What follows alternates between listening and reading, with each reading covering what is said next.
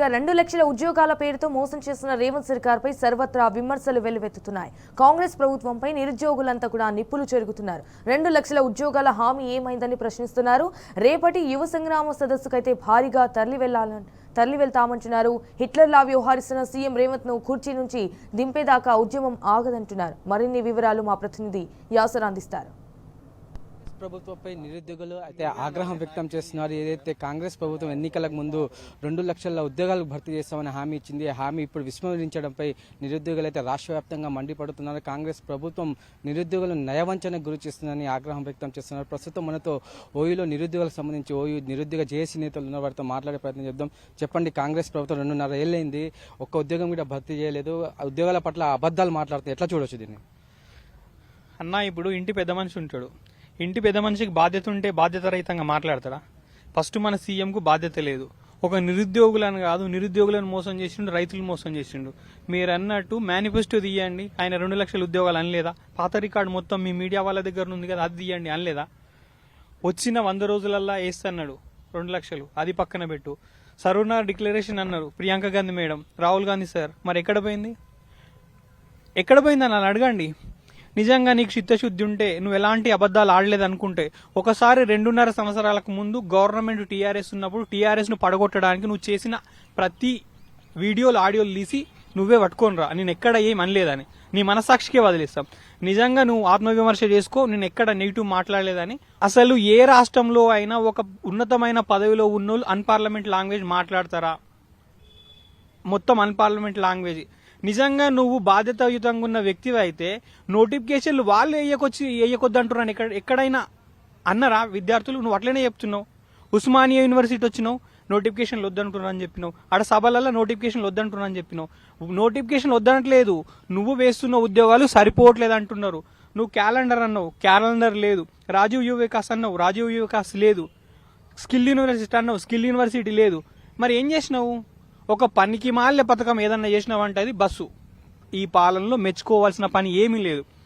యూరియాల government fail అయింది, సిసిఐల government fail అయింది, నిరుద్యోగ యువతకు గవర్నమెంట్ ఫెయిల్ అయింది, కార్మికుల దగ్గర గవర్నమెంట్ ఫెయిల్ అయింది. ఏడ నువ్వు పాస్ అయినావు చెప్పు, నువ్వు మళ్ళా గెలుస్తా అంటున్నావు. ఒక్కసారి ఆత్మవిమర్శ చేసుకో. నీకు రాజులలో ఒకడు తుగ్లక్ అని పేరు ఉంటాడు, ఆయనకు పొంతన చేసి చూసుకో. నాకు ఈయనకు బ్లడ్ రిలేషన్ అయితే లేదు, మరి ఈ క్వాలిటీ రిలేషన్ వల్ల ఆధునికంలో పిచ్చి తుగ్లక్ అయితేనా నెక్స్ట్ అని ఆత్మవిమర్శ చేసుకో. లేకపోతే నీకు ముద్ర పిచ్చి తుగ్లక్ అని చేస్తారు. ఇది ఫైనల్. ముఖ్యమంత్రి స్వయంగా చెప్తున్నారు 70,000 ఉద్యోగాలు భర్తీ చేశామని ఒక సభలో అంటున్నారు. ఈ నిరుద్యోగులు ఎన్ని ఉద్యమాలు చేసినా ఏమి ఇండ్రి తాగినా కూడా ఉద్యోగాలు భర్తీ చేయని స్వయంగా ముఖ్యమంత్రి చెప్పాడు. దీన్ని ఎట్లా చూడొచ్చు మనం? మరి నువ్వే 16-17 వేల కంటే నోటిఫికేషన్ లెక్కేయలేదని నీ మంత్రులే నీ ఎమ్మెల్యేలే చెప్పారు కదా, దానికి సమాధానం ఏంది? 70,000 ఉద్యోగాల పత్రాలు వేయలేదు. 70,000 ఎక్కడన్నా? గ్రూప్ 1 ఒక 62 పోస్టులు ఏమి యాడ్ చేసిండు. అది ఎందుకు యాడ్ చేసిండు ఆయనకే తెలియాలి. ఆ తర్వాత ఆయన ఒక టీచర్ ఉద్యోగాలు సగం 5,000 6,000 ఇస్తున్నారు, అది లేదు. వాళ్ళు మొత్తంలో కాంగ్రెస్ వాళ్ళు వేసింది 16 నుంచి 17,000 ఉద్యోగాలు, అంతకంటే మించి ఏమీ వేయలేదు. ఆ ముఖమే లేదు. వేసిండుంటే చూపెట్టు మనం. ఆయన కొత్త గవర్నమెంట్ వచ్చిన తర్వాత December 8 తర్వాత ఆయన కొత్తగా నోటిఫికేషన్లు ఇచ్చి ఫిలప్ చేసిన ఉద్యోగాలు ఎన్ని ఆయన చెప్పమను. ఎప్పుడు ఏ డేట్లో ఏవి చేసిండో మేము మొత్తం లిస్ట్ చూపెడతాం, ఆయన చూపెట్టమను.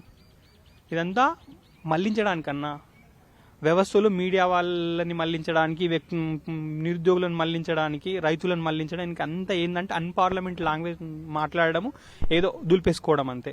నిన్న ఒక మంత్రి ఒక టీవీ ఇంటర్వ్యూలో చెప్తున్నారు, మేము ఎన్నికలకు ముందు 2 లక్షల ఉద్యోగాలు భర్తీ చేస్తామని చెప్పనలేము, అబద్ధాలు ప్రచారం చేస్తున్నారని మంత్రి స్వయంగా అంటున్నారు. ఎన్నికలకు ముందు 2 లక్షల ఉద్యోగాలు భర్తీ చేస్తామని వాళ్ళ మేనిఫెస్టోలో ఉంది, కానీ ఇప్పుడు లేదని అంటున్నారు. దీన్ని ఎట్లా చూస్తారు మనం? సరే, ఆ మంత్రి గారికి నేను ఏమంటున్నా అంటే, మీరు నిజంగా మంత్రి అయితే, మీరు చదువుకున్న వాళ్ళు అయితే, మీరు అధికారంలోకి రావడానికి ఏదేదైతే వీడియోలు మాట్లాడినారో అది సెల్ఫ్ చెకప్ చేసుకోమను. రెండోది, మీ పై ఉన్న ఎవరైతే పీసీసీ చేసిండో రేవంత్ రెడ్డి గారు, దాంతోపాటు అధిష్టానం యొక్క రాహుల్ గాంధీ కానీ, వాళ్ళ సిస్టర్ ప్రియాంక గాంధీ కానీ ఏం మాట్లాడినారో ఆ వీడియోలు మొత్తం చూడమను. ఆ సరూర్ నగర్లో పెట్టారు కదా మీటింగు ఆమెతోని, దీది ప్రియాంక దీదితో పెట్టారు కదా, ఆ ప్రియాంక దీది వీడియోస్ చూసి మాట్లాడమని ఆయనను. ఫస్ట్ ఆయన ఏం మాట్లాడినో ఫస్ట్ చెక్ చేసుకొని మాట్లాడమని.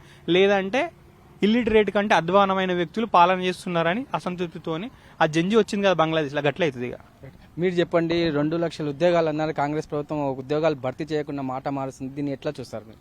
ఏంటంటే ఇప్పుడు తెలంగాణ రాష్ట్రం ఎట్లా తయారైపోయిందంటే, నిరుద్యోగుల ఆత్మఘోష తెలంగాణ ఆత్మఘోషగా తయారైంది.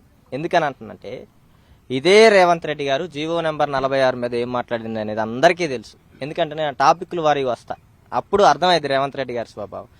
జీవో నెంబర్ 46 మీద మంత్రి సంఘ ఉపసంఘ కమిటీ వేసింది. ఎన్నేళ్ళు అయిందన్న? 3 సంవత్సరాలు అయింది.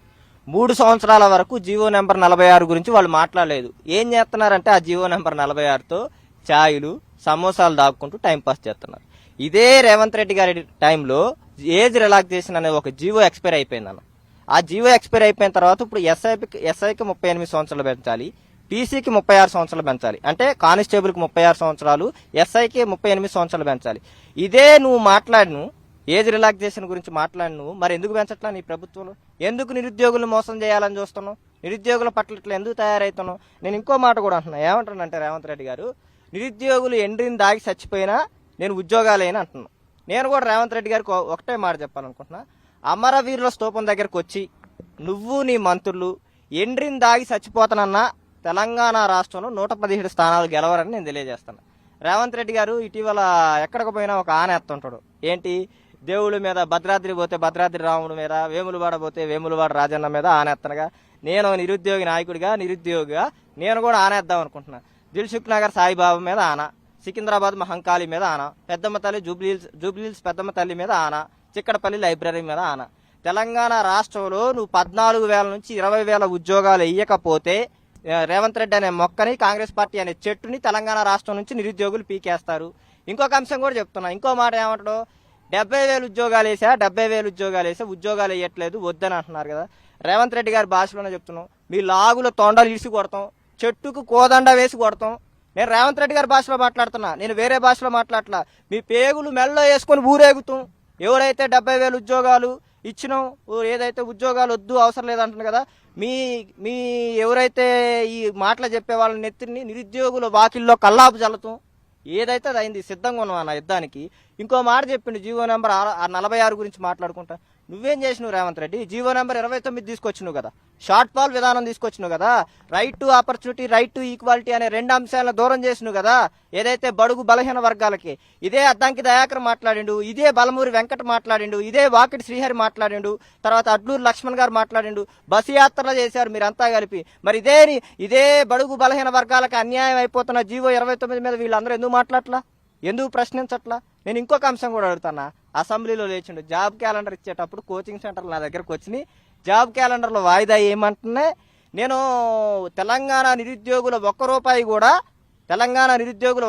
కూడా కోచింగ్ సెంటర్లకు పోనీను ఉక్కు పాదం మోపుతున్నాడు. ఆ ఉక్కు పాదం ఏమైందో, ఆ తుక్కు పాదం ఎడిపోయిందో, మరి కోచింగ్ సెంటర్ నుంచి రేవంత్ రెడ్డి గారికి పైసలు అందినాయని నేను అంటున్నా. డైరెక్ట్గా ఆరోపణ చేస్తున్నాను. నువ్వు ఎందుకే ఎట్లా? ఇంకో మాట కూడా అంటాడు, బట్టి విక్రమార్క గారు లేచి ఇది చారిత్రాత్మక నిర్ణయం అంటాడు. చారిత్రాత్మక నిర్ణయం అంటే మాకు అప్పుడు అర్థం కాల, ఇప్పుడు అర్థమైంది. నిరుద్యోగులను మోసం చేయడంలో ఇది చారిత్రాత్మక నిర్ణయం. రియలైజేషన్ లేట్గా అయింది మాకు. ఇంకో మాట కూడా చెప్తున్నా. ఏంటి? నేను గతంలో ఉద్యోగాలు వేసి ఇప్పుడు మీ అందరికీ ఎక్కడికి పిలిచి ఏది పత్రాలు ఇచ్చిన నిరుద్యోగులు స్వరాష్ట్రంలో ఏది బాగా ఇది చెందుతున్నారు అంటున్నావు కదా. ఇదే రాహుల్ గాంధీని చిక్కడపల్లి లైబ్రరీకి వీళ్ళందరినీ తీసుకొచ్చినుగా. గత రాష్ట్రంలో అక్కడ వేరే రాష్ట్రాల్లో ధర్నాలు జరుగుతుంటే ఇదే రాహుల్ గాంధీ స్పందిస్తున్నా కదా. మరి తెలంగాణ రాష్ట్రంలో ఎందుకు స్పందించట్లా? ఏంటి స్వతంత్ర సమర యోధులు పాలన చేస్తున్నారేంటి వీళ్ళు? లేకపోతే బహుశా రామరాజ్యం చేస్తున్నారేమో. రామరాజ్యం అంటే ఏంటి తెలుసా? లాగులు తొండలు ఈడ్చి కొడుతున్నట్టు, లేకపోతే కోదండ వేసి కొడుతున్నట్టు, లేకపోతే మీ పేగులు మెల్లో వేసుకుంటున్నట్టు, బోలెల ఖాళీలు ఇవ్వంటాం, బొచ్చల ఖాళీలు ఇవ్వంటాం. ఇది తెలంగాణ వాళ్ళ దొంగలను చూసినట్టు చూస్తున్నట్టు. ఇది నీ పరిపాలన సత్తా. నేనేమంటున్నాంటన్నా, రైజింగ్ 2047 అని మాట్లాడుతుండ్రు. తెలంగాణలో ఏదైతే యువత ఉందో, తెలంగాణ సంపద యువత. ఆ యువతని నిర్వీర్యం చేసి డ్రగ్స్కు బానిస చేసి తెలంగాణ యువత నిర్వీర్యమై చచ్చిపోయిన తర్వాత 40 ఏళ్ళు ఏం చేసుకుంటావు? బంద పెట్టుకుంటావా నీ ఇంట్లో? ఏం చేసుకుంటావు? నేనేమంటున్నానంటే రేవంత్ రెడ్డి గారు బాధ్యతాయుతంగా వ్యవహరించాలి. ఇంకో అంశం కూడా మాట్లాడుతున్నావు. నిరుద్యోగులు నా దేవుళ్ళు అని చెప్పిను, నువ్వు కాదా చెప్పింది? ఆ దేవుళ్ళు ఏమైపోయారు? ఈరోజు శత్రువులు అయిపోయారా నీకు? నేను ఒకటే అంశం చెప్తున్నా రేవంత్ రెడ్డి గారికి. రేవంత్ రెడ్డి గారు గుర్తుపెట్టుకోండి, వచ్చే 2 ఎమ్మెల్సీ స్థానాలు తర్వాత భవిష్యత్తులో జరిగే ఎన్నికల్లో మీరు కూడా ఇదే మాట మీద ఉండాలి. మీరు ఆ ఎండ్రిన్ డబ్బాలు ఉన్నాయి చూసినా, మీ ఒక్కొక్క మంత్రి పట్టుకున్నట్టు నుంచున్నా కానీ మీరు హాస్పిటల్లో పోయి జాయిన్ అవ్వడం తప్ప మీకు ఓటేసాడు ఎవడు ఉండడు.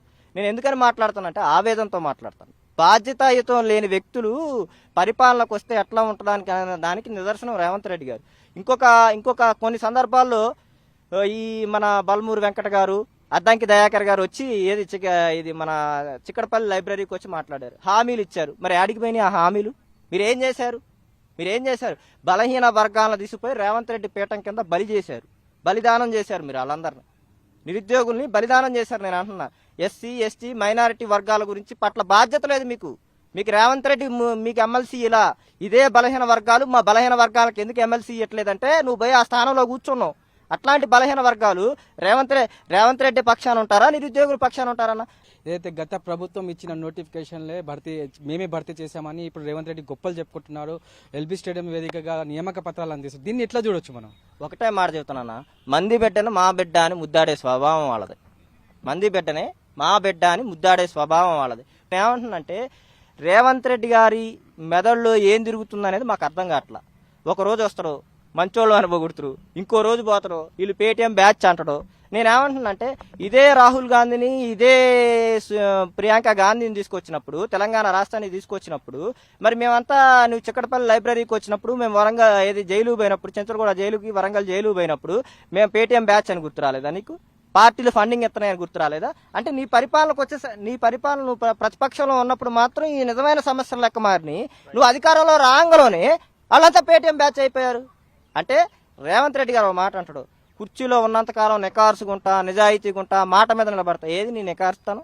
ఏది నీ మాట మీద నిలబడే స్వభావం? నువ్వు ఏ రోజు మాట మీద నిలబడలా.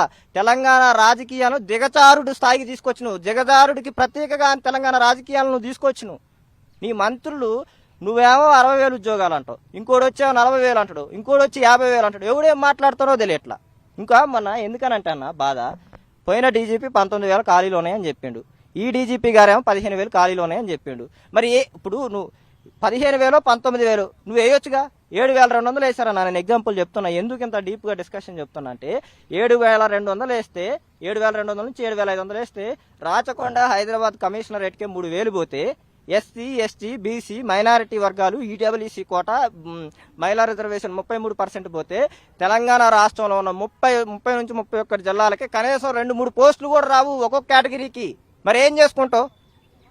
ఇదే తెలంగాణ యువత వయసు వచ్చి 36 సంవత్సరాలు 40 సంవత్సరాలు అయ్యి ఇదే దిల్సుఖ్ నగర్ లో రెంట్లు కట్టుకుంటూ సాయిబాబా గుడి దగ్గర అన్నాలు తినుకుంటూ, మళ్ళీ ఇదే అశోక్ నగర్ లో, తర్వాత ఇదే ఉస్మానియా క్యాంపస్ లో ఉన్నోళ్ళు మరి వాళ్ళ జీవితం ఏం కావాలా?